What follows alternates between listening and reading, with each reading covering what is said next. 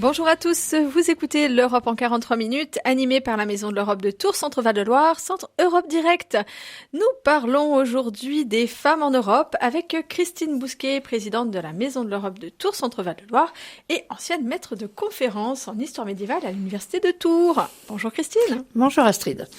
Alors Christine, on va parler des femmes aujourd'hui, les femmes en Europe, mais quand on parle de femmes, de quelles femmes parle-t-on exactement ? Alors c'est une bonne question, c'est une vraie question. On a l'impression toujours, lorsqu'on lit les statistiques notamment, que ça forme un groupe qui va de 0 à 90 ans. Est-ce que c'est la même chose ? J'en suis pas tout à fait sûre. Donc c'est toujours un peu compliqué de parler des femmes. De quelles femmes parle-t-on ? Est-ce que c'est le sexe féminin qui est considéré dans toute sa durée, ou est-ce que si on parle des femmes, on parle de la période où elles deviennent physiquement des femmes, c'est-à-dire capables de procréer, hein. C'est ça, qu'elles le fassent ou pas, peu importe, mais c'est...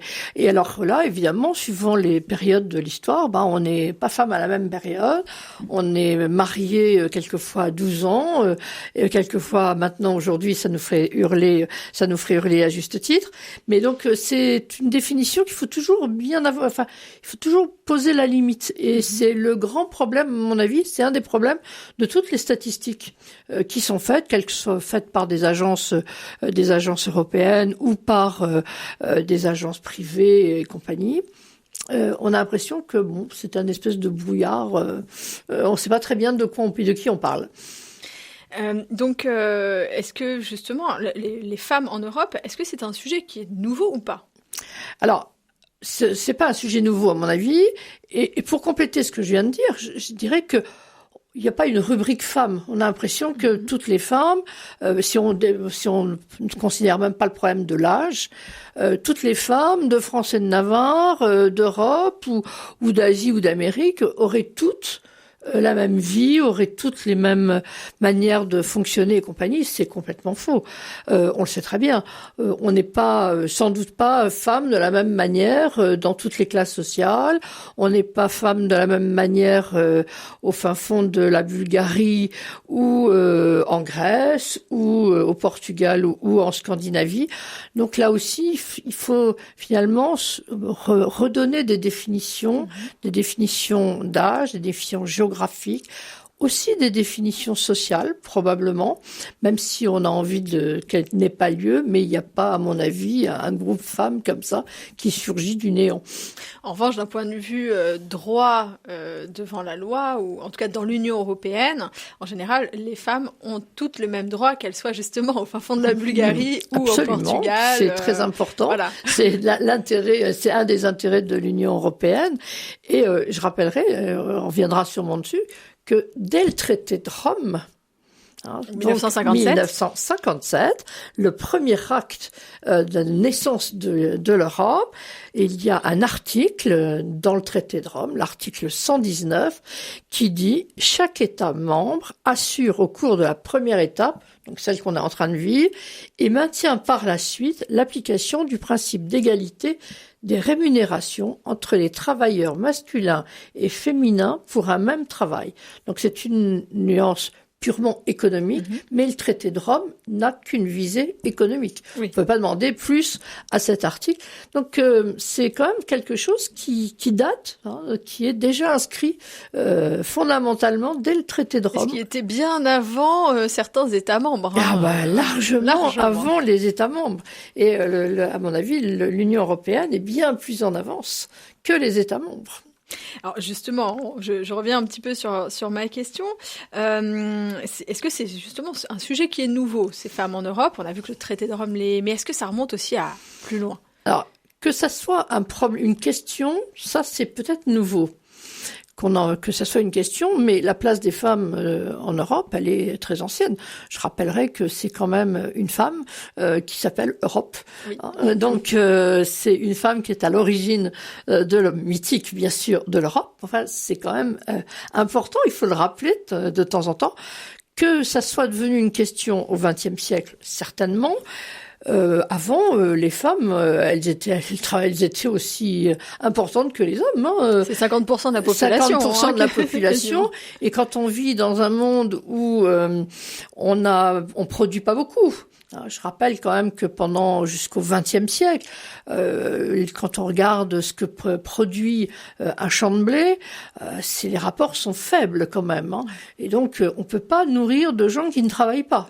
Donc tout le monde travaille, y compris les enfants, hein, bien entendu. Donc c'était pas une question ça. Maintenant c'est devenu une question parce que on veut promouvoir et à juste titre les femmes dans toutes les tranches de la société, dans toutes les possibilités. Mais la question des femmes, elle est nouvelle et en même temps très ancienne. Est-ce qu'il y a eu des périodes où ces femmes ont occupé une place plus importante qu'une autre ou des places importantes? Alors, une période où elles ont occupé des places plus importantes, c'est pas évident comme ça. Je pense qu'elles ont occupé autant de places que les hommes. Alors, si je prends, par exemple, au Moyen-Âge, hein, on a un livre qui s'appelle un livre des métiers de Paris, le livre des métiers de Paris. Donc il y a 101 métiers représentés, donc dans l'organisation est établie par le prévôt de Paris sous le règne de Saint-Louis. Et dans ces métiers, il y a des métiers féminins. Par exemple, il y a le métier des enlumineresses. Donc il y a un métier d'enlumineur et il y a un métier d'enlumineresse. Donc on a là une égalité légale des statuts des deux sexes devant le travail. Alors c'est valable pour j'ai pris cet exemple, mais il y en a beaucoup d'autres. L'Europe en 43 minutes sur RCF Touraine. L'Europe en 43 minutes, animée par la Maison de l'Europe de Tours Centre-Val de Loire. Et notre sujet aujourd'hui, ce sont les femmes en Europe, avec Christine Bousquet, présidente de la Maison de l'Europe de Tours. Donc nous étions en train de parler, Christine, s'il y avait des périodes où ces femmes avaient occupé des places plus importantes que d'autres, ou une place importante. Vous avez rappelé qu'il y avait une certaine égalité, hein, notamment au Moyen-Âge, dans les métiers. Alors oui, on peut même prendre d'autres exemples hein, pour montrer cette importance, parce que il faut d'abord se rappeler une chose, c'est que pendant des siècles, on ne perçoit vraiment que la vie d'un certain nombre de groupes sociaux, que ce soit hommes ou femmes. Hein. 90% de la population vit du travail de la terre. On sait très bien que les femmes et les hommes travaillent tout autant. Mais on n'a pas de texte forcément là-dessus. On ne le voit pas de manière très, très importante. C'est pour ça que le texte dont je viens de parler, il est essentiel parce que là, on voit un métier féminin au même titre que tous les autres métiers masculins de la capitale sous le règne de Saint-Louis. Alors, on a d'autres exemples. Par exemple, ce sont les bourgeoises médiévales, les femmes des grands marchands, des grandes sociétés de marchands. Elles restent à Florence, par exemple. Hein, elles sont là et c'est elles qui font vivre la société pendant que les hommes sont sur les routes, sont aux foires. C'est elles qui font la comptabilité, souvent. Elles tiennent la comptabilité, ce qui veut dire qu'elles savent lire, elles savent écrire, savent compter. Elles ont véritablement une éducation comptable, marchande, et les femmes se jouent un rôle important. Donc elles jouent un rôle important dans ce domaine, et puis il y a un troisième domaine où elles jouent un rôle important, c'est dans le domaine politique, qu'il faut pas l'oublier. Les reines, notamment, sont des femmes importantes. Alors pas toutes, hein, bien sûr, mais il y en a quand même quelques-unes.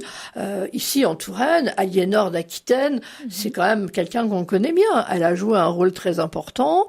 Elle a son corps défendant parfois quand son mari Henri II l'a mis en prison, Henri II d'Angleterre. Enfin, elle a été reine de France, reine d'Angleterre, et elle est allée choisir sa petite fille Blanche pour épouser le futur roi de France, Louis VIII. C'est elle qui allait la choisir. Elle n'a pas pris l'aîné, qu'elle devait ramener. La trouvant trop fade, elle a choisi la seconde qui avait plus de caractère et qui serait une meilleure reine de France. Donc ces reines, elles jouent un rôle politique quand leurs maris ne sont pas là, sont en train de faire la guerre.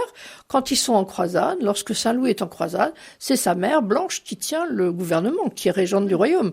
Donc les femmes jouent un rôle. Évidemment, ce sont des quelques noms qu'on peut citer.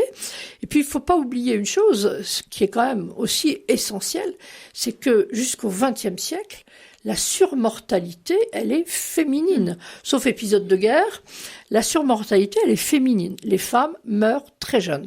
Elles meurent en mettant au monde leurs enfants. Il n'y a pas d'antibiotiques, il n'y a pas d'hygiène. L'hygiène commence à faire des progrès au 19e. On ne connaît pas les complications. Voilà. Et donc, elles meurent, elles ont 18, 19 ans. Et si on prend les rois, là aussi, c'est parce qu'on est documenté sur eux.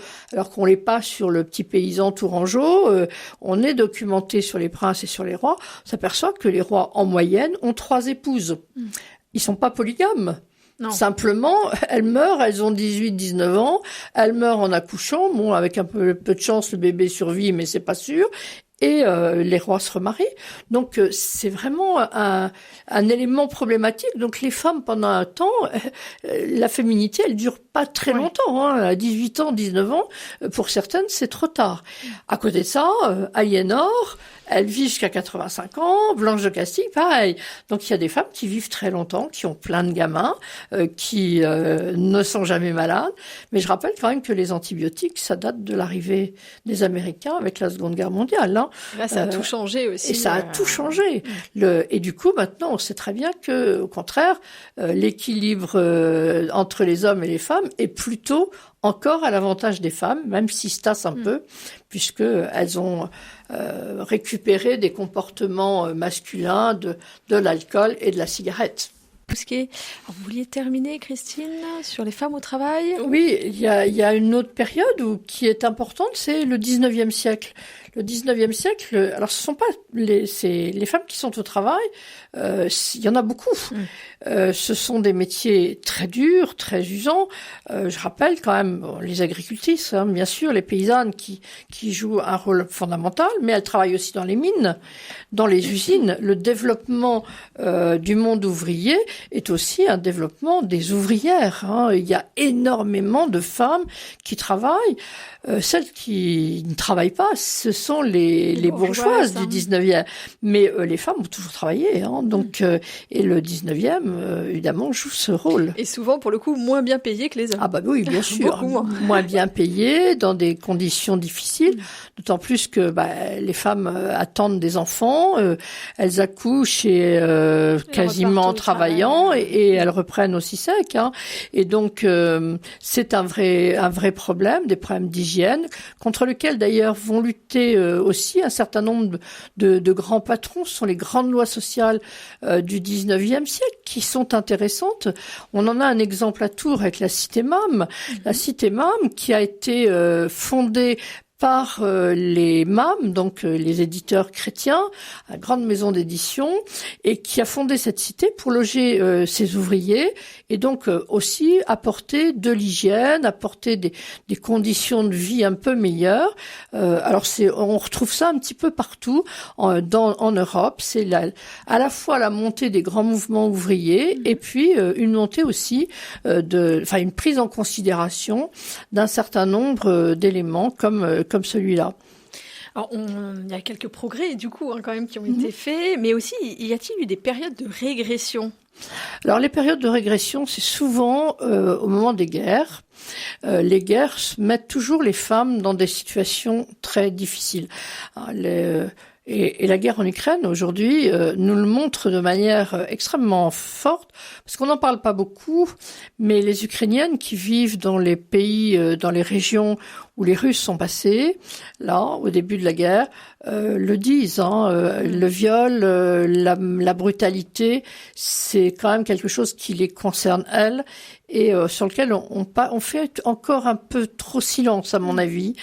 On parle des exactions commises par les Russes, et elles sont visibles, donc évidemment on en parle, mais il y a aussi toutes les exactions invisibles, et dans les régressions, il y a ça, et toutes les guerres. toutes les guerres, on a ce genre de phénomène. Si vous prenez la guerre de 39-45, l'avancée des Russes déjà, les Allemandes, ça a été effroyable pour toutes les Allemandes qui avaient survécu au bombardement, ça a été horrible, et c'est comme ça partout. Et il n'y a pas une armée qui n'ait pas ce genre de comportement à son actif. Donc il y a vraiment des grosses périodes de régression. Il y a des périodes aussi, le 19e est aussi une période de régression pour la classe bourgeoise, puisque les femmes vont être corsetées littéralement, aussi bien physiquement que dans leur manière de vivre, puisque elles ne travaillent plus. Alors elles sont peut-être très heureuses de ne pas travailler d'ailleurs, parce que les conditions de travail sont pas bonnes, bien sûr, mais il y a là un enfermement quand même des femmes. Dépendantes en fait. Elles deviennent très dépendantes. Et là, il y a un enfermement. Alors, il y a eu des moments difficiles avant. Au Moyen-Âge, tout le monde n'était pas pour que les femmes accèdent à l'éducation. Mais il y avait un dialogue, il y avait des luttes fortes entre les gens pour dire si il faut, et puis non, il faut pas. Donc, on pourra en reparler si on a le temps. Mais c'est des moments difficiles. Et en même temps, la guerre, c'est aussi une période de promotion. Parce que si vous prenez par exemple la Seconde Guerre mondiale, ou la Première d'ailleurs, la Première Guerre mondiale, les femmes se sont retrouvées sans hommes du jour au lendemain, donc il a bien fallu faire tourner le pays, pallier l'absence des hommes, donc s'occuper des champs, s'occuper des animaux, travailler dans les usines, produire des munitions, enfin faire tourner le pays. Donc elles ont fait ça, et puis quand les hommes sont rentrés, on les a gentiment renvoyés dans leur foyer, en leur disant que c'était très bien, mais qu'elles pouvaient partir. Et du jour au lendemain, beaucoup, et notamment toutes celles qui avaient perdu leur mari ou qui auraient pu se marier et toute cette classe d'âge étant décimée, se sont trouvées le bec dans l'eau et sans rien. Donc régression absolument extraordinaire. Puis la Seconde Guerre mondiale a été aussi une période de promotion des femmes. Promotion parce qu'elles ont fait des choix, notamment toutes celles qui vont faire le choix de la résistance. Il y a beaucoup de femmes. Elles vont pas être toujours reconnues à leur juste valeur et il va falloir du temps pour qu'elles le soient, mais ça a promu quand même des femmes à ce moment-là qui ont eu des responsabilités importantes et qui ont fait avancer le pays, qui ont fait avancer l'Europe à ce moment-là. Donc c'est à la fois des périodes compliquées de régression, mais aussi des périodes de promotion. Malheureusement, c'est pas toujours les mêmes femmes et les mêmes endroits que ça se passe. Maintenant, on va passer un petit peu plus sur l'Union européenne. Oui, bien sûr. Quel bilan peut-on faire, par exemple, des rapports entre hommes et femmes dans l'UE? Qui brille le plus dans l'Union européenne? Alors, à votre avis, qui brille en général, ce sont plutôt les hommes. Hein. Non. Ah oui, vous le pensez. Je le pensais comme ça. Moi, je l'entends pas comme ça. Donc, non.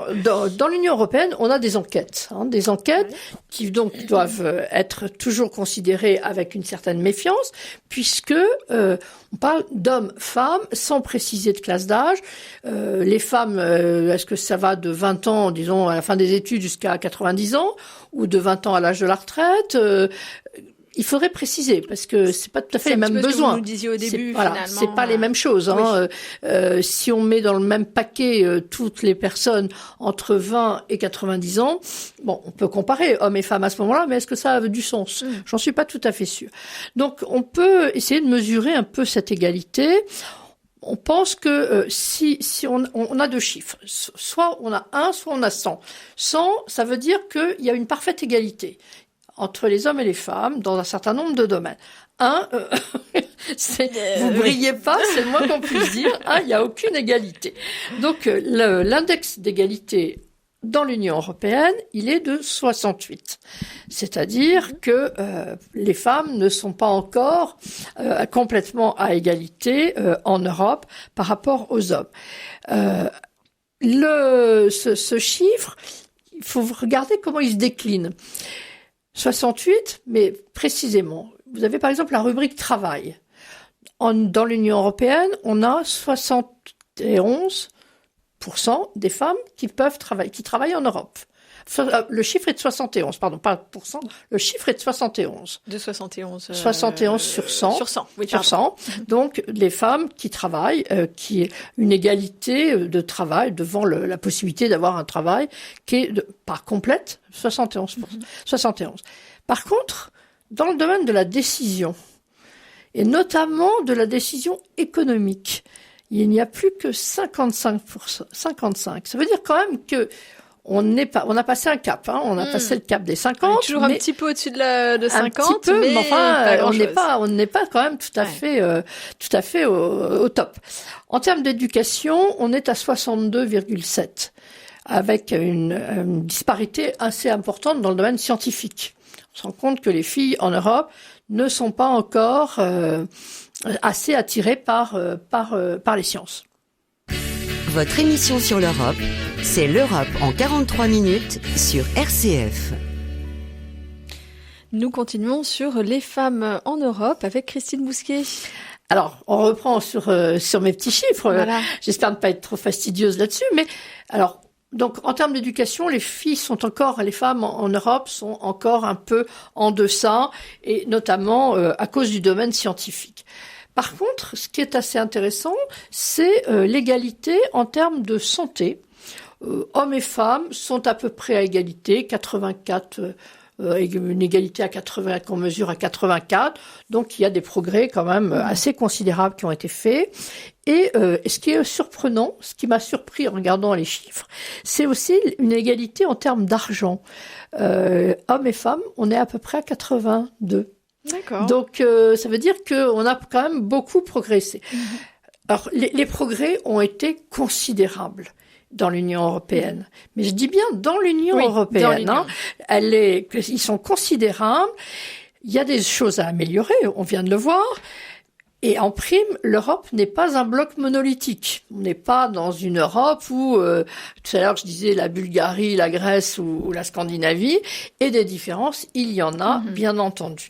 Alors je vais prendre quelques exemples, peut-être, qui vont peut-être pas vous étonner beaucoup, mais par exemple, la Bulgarie. La Bulgarie, pour prendre cet exemple, puisque c'est quand même un des derniers grands entrées dans l'Union, et on sait très bien que la Bulgarie, quand même, partait de très loin sur beaucoup de plans, politiques, économiques, sociaux. Donc c'est intéressant de regarder où elle en est. Donc, je vous rappelle, l'index général dans l'Union, il est de 68. Hein, c'est l'index de référence.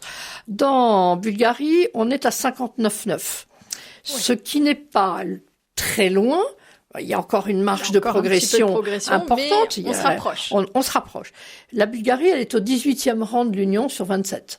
Hein, donc, elle est pas là, c'est pas la dernière. Pas la dernière. Et là où elle est particulièrement mauvaise, c'est dans le domaine du savoir, des études, de l'accès à l'éducation, où là, on se rend compte que les femmes sont nettement en dessous, puisque le chiffre n'est que de 55.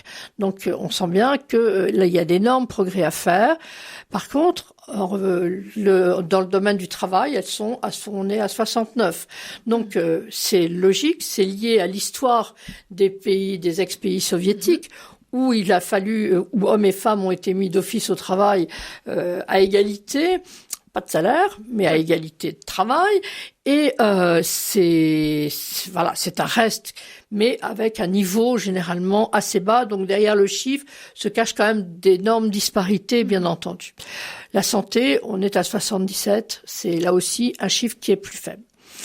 Alors je peux prendre l'Allemagne. L'Allemagne, c'est un pays intéressant parce que l'Allemagne, c'est quand même la référence européenne.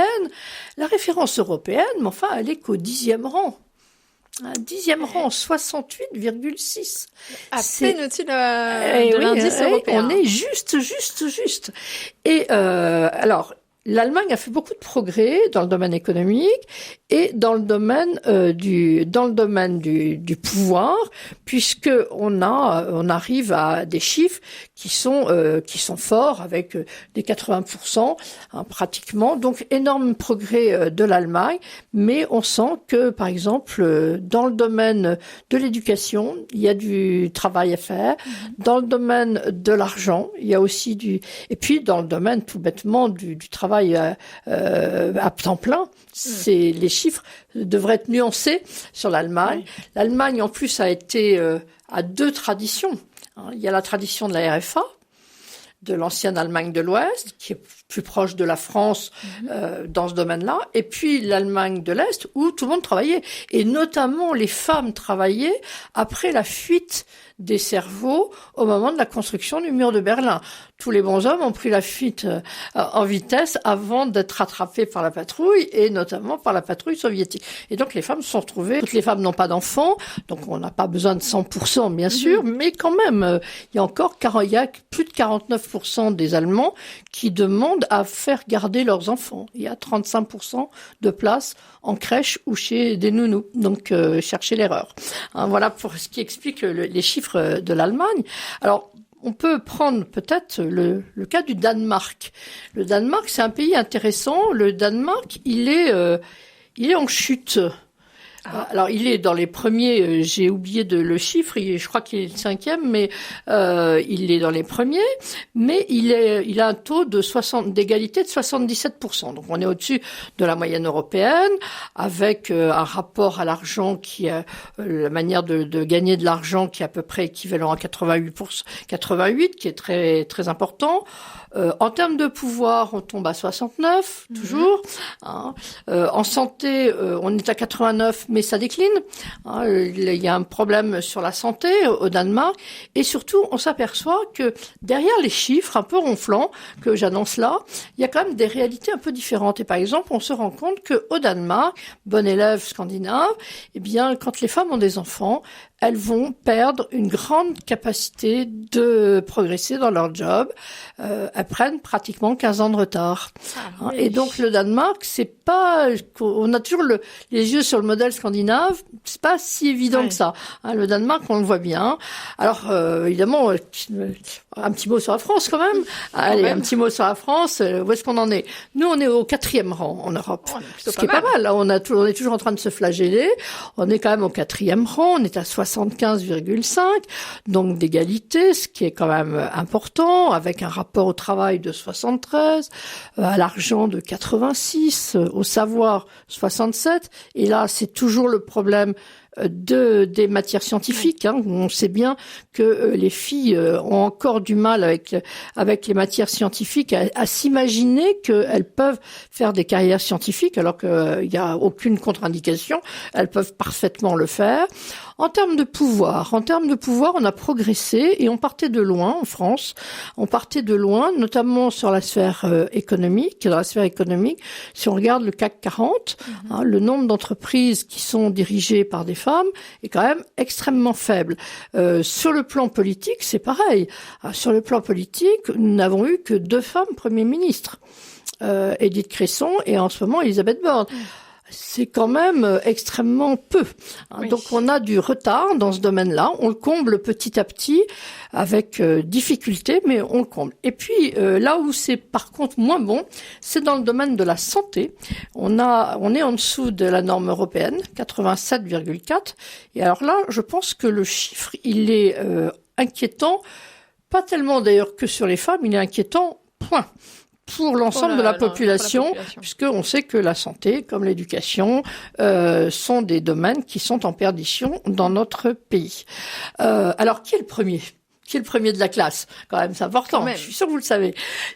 La Suède. La Suède, bien sûr. La Suède, qui est au premier rang, donc à 83,9% d'égalité, et elle est pratiquement au-dessus de 80 dans toutes les rubriques, en travail, en argent, en pouvoir, en santé, 95%. Vous vous rappelez le chiffre que je viens de donner pour la France, la France, 88, là 95, c'est quand même différent. Donc ça veut dire que nous, on a quand même des femmes qui meurent encore plus que de cancer du sein, même quelquefois au moment des naissances, on a quand même une mortalité féminine qui est plus forte et une santé mais moins bonne en France qu'en Suède. Donc la Suède est au premier rang, ce qui n'est pas non plus forcément signe que tout va bien, parce que ce que je viens de dire sur le Danemark, en fait, se concrétise dans tous les pays scandinaves. Alors le dernier. le dernier. J'ai failli oublier le dernier, mais s'il y avait un premier, il faut qu'il y ait un dernier. Le dernier, je l'ai perdu, c'est la Grèce. C'est la Grèce, 53,4. Ah oui, quand même. Alors, la Grèce, elle a été très impactée par la crise économique qu'elle a subie. Bien entendu, ça a été très difficile, mais enfin, c'est quand même, on est très très loin des chiffres européens et on est très loin dans tous les domaines, sauf dans le domaine de la santé où on est à 85. On est pratiquement comme la France, mais en termes de travail, en termes de savoir, d'éducation, d'accès à l'éducation, en Grèce, on est à 55. C'est pas beaucoup quand même. Donc la Grèce est la dernière du classement. J'ai regardé sur 2 ou 3 années pour vous voir un peu, et les courbes sont en fait le vrai problème de tous ces pays et finalement de tous nos pays pratiquement, c'est que les courbes restent constantes. Et c'est un peu ça le problème. Il faudrait, alors de temps en temps, il y a un petit coup d'accélérateur sur un domaine, mais dans l'ensemble, ça reste quand même assez plat. Ça progresse finalement ça progresse, mais rapidement, quoi. Alors peut-être qu'on peut pas faire plus vite. C'est possible. Que je prends par exemple dans le domaine du pouvoir, c'est évident qu'on va pas prendre une fille de 20 ans ou un garçon de 20 ans sans expérience pour les mettre au pouvoir dans une entreprise. Toute une éducation. Et donc il y a une éducation. Bon, maintenant il y a des femmes généraux, mais il y a 20 ans il y en avait pas. Il y en avait pas parce qu'il fallait d'abord qu'elles apprennent le job. Il faut d'abord former les gens. Voilà. Donc c'est un exemple, mais ce qui compte c'est ça, c'est l'éducation finalement. C'est l'éducation qui est prioritaire. L'éducation des femmes, est-ce que ça a été un sujet important dans l'histoire de l'Europe ? L'éducation a été importante, oui. On a par exemple des débats assez intéressants à la fin du XIVe siècle entre une femme qui est Christine de Pisan. Christine de Pisan, c'est une intellectuelle, c'est une des très grands écrivains de la période médiévale, et elle dit qu'elle regrette que les femmes ne soient pas plus éduquées, parce que si elles étaient éduquées, elles feraient aussi bien et même peut-être mieux que les hommes. Alors je lui laisse son analyse, mais c'est quand même assez intéressant. On est à la fin du XIVe siècle. Et alors évidemment, tous les bons hommes de l'époque ne sont pas d'accord. Certains, oui, sont d'accord avec elle et disent qu'il faut absolument une éducation. Et puis d'autres disent non, pas du tout. Et ça va durer longtemps, parce que par exemple, Jean-Jacques Rousseau, le grand Rousseau dont tout le monde parle avec des trémolos, Rousseau, il est quand même extrêmement misogyne, et notamment sur les femmes en littérature, disant qu'elles peuvent écrire que des choses gentillettes et plates, que la vraie littérature, ce sont les hommes. Donc Jean-Jacques Rousseau, moi j'ai jamais aimé Rousseau et je sais pourquoi. Donc c'est un exemple, mais ce débat sur l'éducation, il y a des écoles de filles. Il faut pas l'oublier. Et quand il n'y a pas d'école de filles, quand ce sont pas des écoles de filles, au Moyen-Âge, vous avez des garçons et des filles qui vont à l'école. Il y a des précepteurs dans les familles riches et qui éduquent aussi les filles. Quand on regarde l'ensemble de l'iconographie du Moyen-Âge, on voit beaucoup de femmes tenant un livre. Si elles sont représentées en train de lire, en train d'écrire, c'est qu'elles savent le faire. Oui. Donc c'est pas juste pour faire beau. C'est pas juste pour faire beau. Et on a beaucoup de scènes où on voit d'ailleurs à Sainte-Anne la mère de la Vierge en train d'apprendre à lire à sa fille. Donc c'est quand même beaucoup plus répandu qu'on ne le pensait. Ça, c'est un discours du 19e qui dit que les femmes sont analphabètes. Alors, on a l'éducation, on vient d'en parler, mais au niveau de l'idée européenne, on parle souvent des pères fondateurs. Mais est-ce que des femmes ont joué aussi un rôle dans la formation de l'idée européenne ? Oui, alors on parle des pères parce qu'on était encore dans un modèle très patriarcal, et puis parce que c'était eux qui étaient aux commandes. C'était des hommes qui étaient aux commandes des pays essentiellement. Donc voilà, ce sont les pères de l'Europe. Mais effectivement, il y a quand même des mères de l'Europe. Il y a quand même des femmes qui ont joué un rôle. Alors je vais vous en citer peut-être quelques-unes. Il y en a une qui est particulièrement intéressante, c'est Louise Weiss. Louise Weiss, d'ailleurs, on a donné son nom à à l'une des parties un du des Parlement, bâtiments du Parlement de la Bruxelles. Commission européenne à Bruxelles. Non, Parlement. Du Parlement, oui, européen, pardon, je me trompe. à Bruxelles. Du Parlement. Louis Weiss a été un des moteurs intellectuels de l'idée européenne. Alors, j'ai commencé en vous parlant de la fille Europe. Hein, c'est elle qui a donné son nom, donc il faut pas l'oublier. Donc Louise Weiss a joué un rôle très important et elle a joué. Elle était une fille d'un notaire alsacien qui a été dépossédé de son travail au moment de la prise de l'Alsace-Lorraine en 1870. Et elle a fait des études alors que son père était pas très chaud pour ce genre de choses. Donc elle a fait des études et elle a travaillé comme journaliste et elle a promu l'idée européenne parce que elle a été horrifiée par la violence de la guerre de 14. La violence de la guerre de 14. Enfin, je crois qu'on oublie quelquefois à quel point la guerre de 14 a été effroyable. Donc ça a été très important pour elle, et donc elle s'est dit que l'avenir ne pouvait venir que de l'Europe. Voilà, donc Louise Weiss. On a d'autres femmes. Il y a, par exemple, je suis en train de rechercher son prénom. Son prénom, j'ai un trou de mémoire sur elle. C'est Fausta Desormes-Lavallée, qui était italienne, qui est morte il y a pas très longtemps. Elle est morte en 2013. Elle était née dans une famille de journalistes et elle a été rédactrice en chef d'un journal italien et elle a été recrutée comme expert au sein de l'Europe et d'ailleurs comme expert, mais enfin pas payée très mal. Elle était, et quand elle a ses plaintes en disant quand même je suis peu considérée, je n'ai que des contrats d'expertise temporaire, on lui a répondu enfin Madame Desormes, vous avez un salaire plus ou moins convenable, donc plutôt moins que plus, et votre mari est une personnalité, de quoi vous plaignez-vous? Donc cette phrase, moi je la trouve extraordinaire, mais c'est vraiment révélateur aussi d'un moment, d'une période. On peut s'indigner de ça maintenant. C'était aussi la manière de vivre à l'époque. Ce qui est important, c'est que ça soit plus comme ça. Bien sûr. Et puis parmi les femmes importantes, vous avez Simone Veil, vous avez Nicole Fontaine, 2 présidentes françaises du Parlement européen. Ce n'est pas rien.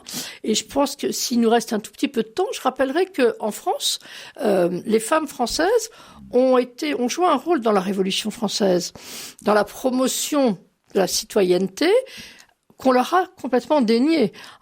Olympe de Gouges, elle avait publié une déclaration des droits des femmes parce que la déclaration des droits des hommes et des citoyens, elle est très masculine et elle a publié une déclaration du droit des femmes.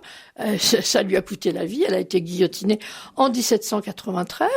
Et puis, dans les révolutions de 1848, rappelez-vous du tableau très célèbre de Delacroix, la liberté guidant le peuple, elle est sur la barricade. C'est une femme. C'est une femme qui tient le drapeau. Alors souvent, en France, elles tiennent des drapeaux. Ce tableau a été connu des déclinaisons européennes, où quelquefois, c'est un fusil qu'elles tiennent.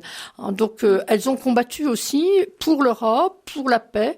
Elles ont combattu pour défendre aussi leurs conditions, leurs droits. Ça a été très laborieux, mais on est, grosso modo, il vaut mieux vivre aujourd'hui qu'il y a un siècle quand on est une femme. Il y a encore des progrès à faire, mais on est sur la bonne voie. Oui. Merci Christine Bousquet. C'était par l'Europe en 43 minutes, animé par la Maison de l'Europe de Tours, Centre Val de Loire, Centre Europe Direct. À bientôt. À bientôt, merci.